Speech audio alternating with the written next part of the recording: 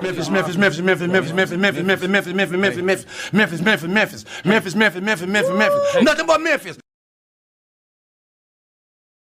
Nothing but Memphis Showboats right here on the Captain's Log. I am your host, Brandon, aka the Captain.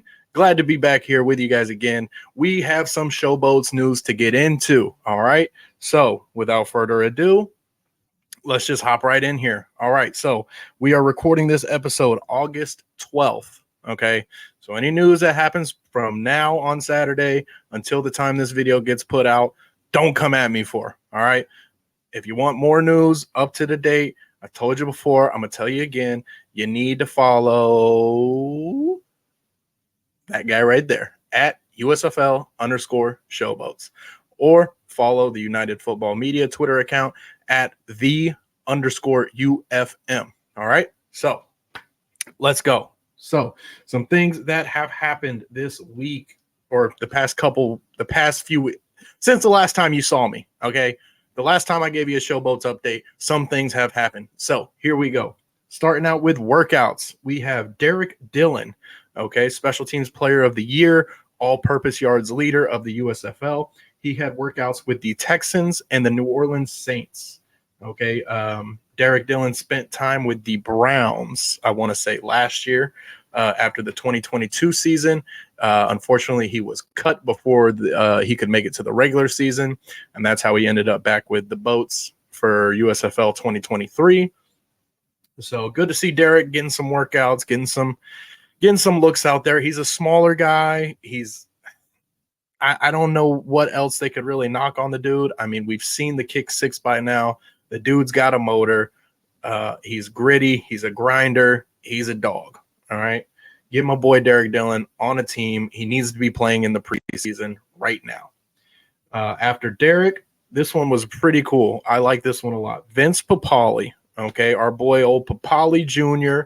Had a workout with the Browns. Okay, so Papali was just Mr. Consistent for the Boats. You know, he would be your third down guy, get you that 3rd and 4, 3rd and 5. He'd get you that 4th down conversion. You know, he really becomes a quarterback's best friend. We saw it last year with the Bandits. Him and Te'amu had a good connection. You felt like Te'amu was looking for Papali on 3rd downs, gotta have it type downs. And it was the same this year with Cole Kelly and the Boats. You knew Papali was probably getting the ball if it was a gotta have it situation. Besides his receiving abilities, which got him on the PFF highest graded Showboats players, he had something like 6 or 7 contested catches throughout the season, which, excuse me. Like I said, Papali had 6 or 7 contested catches throughout the season this year. Good enough for 1st or 2nd in the USFL, I believe. So cool to see him get a workout with the Browns. He was also very good on special teams for the Boats, punt coverage, kickoff coverage, had some good special teams tackles. So he's a Swiss Army knife. The dude will do whatever you want. He just wants to play football. Love it. We had Jordan Williams also worked out by the Cleveland Browns, I think on the same day Papali was. The Cleveland Browns, no stranger to picking up some USFL guys and giving them opportunities. We're seeing guys like Austin Watkins Jr. right now just absolutely ball out in preseason and training camp for the Browns. So Browns have no problem working out USFL guys.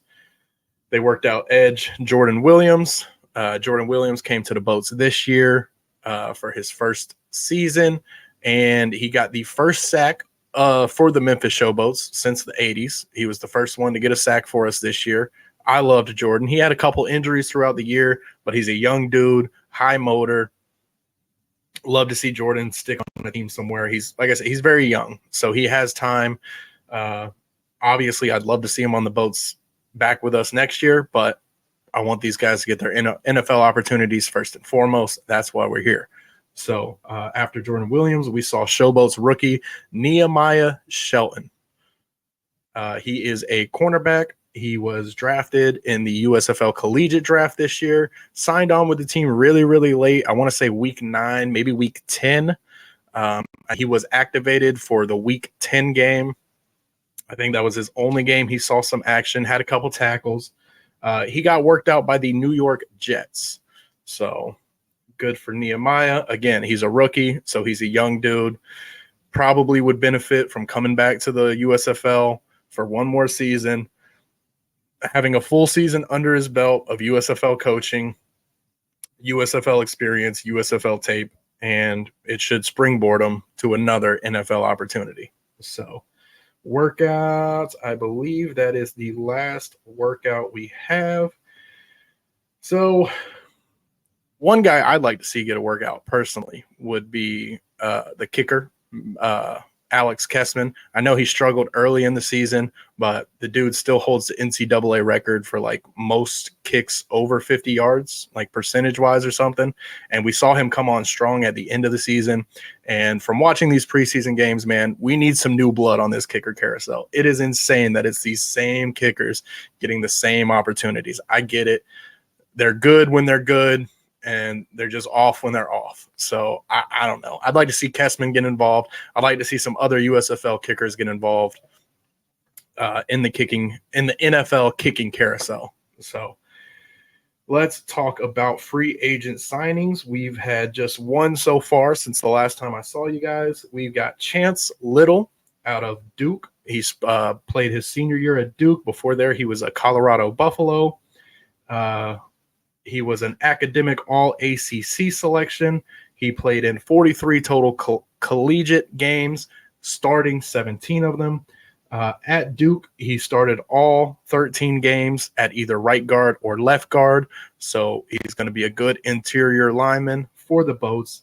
The dude's 6'7", I think 320. I forgot to write it down. He's ridiculously big, just a ginormous man.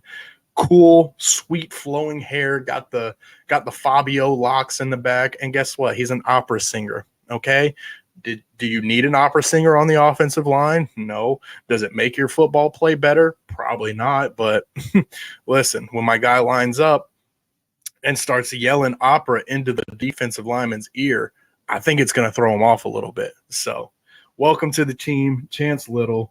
Excited to have him. He was actually invited to the Giants rookie minicamp after he went undrafted in the NFL draft.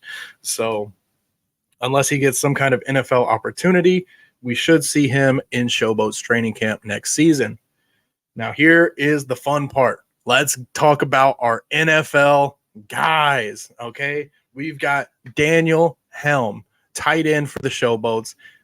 He was picked up by the Detroit Lions. I want to say about a week ago. And if you've been following along, you will know that the Detroit Lions have 5 USFL players on their roster right now. 5. That includes 2022 and 2023. They got Daniel Helm. They've got 4 other guys. And almost all of them made some plays in the preseason game. Daniel Helm, unfortunately, didn't really register any offensive stats that I could find. I wasn't able to watch the Detroit game in its entirety because I'm not in that market, unfortunately, and I ain't buying NFL Plus. Sorry about it. But Daniel Helm, I did see our guy, another USFL alum from back in 2022, Maurice Alexander. He's been with the Lions since last year, on and off the practice squad, whether he's getting elevated to the active roster or getting reverted back to the practice squad. He was with the Lions all year last year. Had some great punt returns for the Lions preseason last year, and then did it again this year. Had a 95-yard touchdown on the punt return for the Lions, and a couple USFLers made some key blocks for him. Our guy Daniel Helm made a nice block to seal the edge, and our guy Tay Hayes from the 2022 Birmingham Stallions squad, he also made a key block on special teams. And that's, again, man, these USFL guys are going to have opportunities because of special teams. I know the NFL is trying their hardest to take special teams out of the game, especially the kickoff. But as long as the kickoff is still a component of NFL games, the USFL kickoff is conducive to getting guys ready for that transition. Okay. XFL, they just don't have the same kickoff. I know we've heard stories about the NFL possibly adopting that style of kickoff. from every NFLer I've ever heard talk about it, they say it's Mickey Mouse, it's ugly, it's state fair, it looks like a practice rep. It's just ridiculous, okay? The USFL kickoff is the kickoff. I just don't know why the NFL just can't use it. They want to grandstand on safety, but that's a different conversation for another time. Bottom line is USFL produces good special teams play, and that is how guys can make a living and feed their families if they're not, the top half of the roster guys. Okay, let's be honest. A lot of these USFL guys are going to be bottom half of the roster guys, so they're going to have to make their money playing special teams. And like I said, we saw Daniel Helm do that last night. Love to see it. Would love to see him get a little more involved next week in the offense, but I will let you know if he does. So the big story is Jordan Ferguson. Okay, Jordan Ferguson came to the Boats, Middle Tennessee State University Blue Raider. The dude was an absolute stud at Middle Tennessee. Okay, first team All-Conference USA. Middle Tennessee went to the Hawaii Bowl where he won MVP. And then Jordan was also invited to the Hula Bowl where he won MVP. Okay, so first conference All-American, first team All-Conference USA. Sorry. Like I said, came to the Boats, I want to say about week 5 or week 6. Came in on a Tuesday or a Wednesday, played that Saturday's game, didn't even have his name on the back of his jersey yet, immediately registers a sack, immediately starts causing chaos from the moment he stepped on the field in the USFL.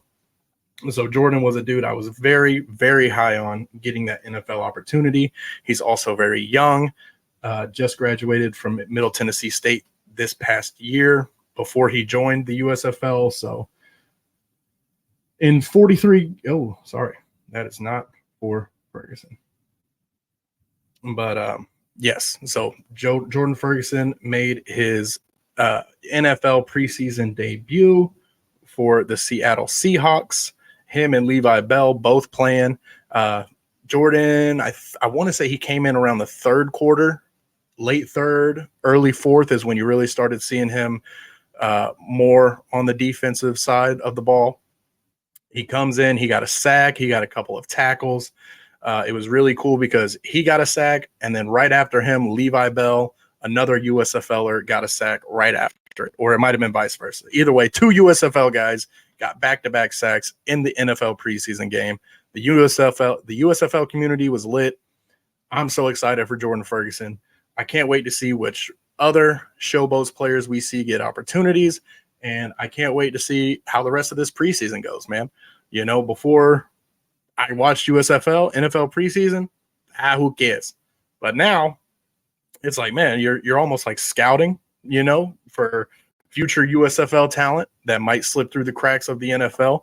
And then you're also getting to see our USFL guys try to make that 53-man roster, try to make that NFL dream they have come true. So I love to see it. Big underdog guy. Love who doesn't love an underdog story? So that's all I got for you guys this week. Be sure you are tuned in to the @USFL Showboats Twitter account. I got your breaking news, the latest on the boats as it comes in. As always, go Boats.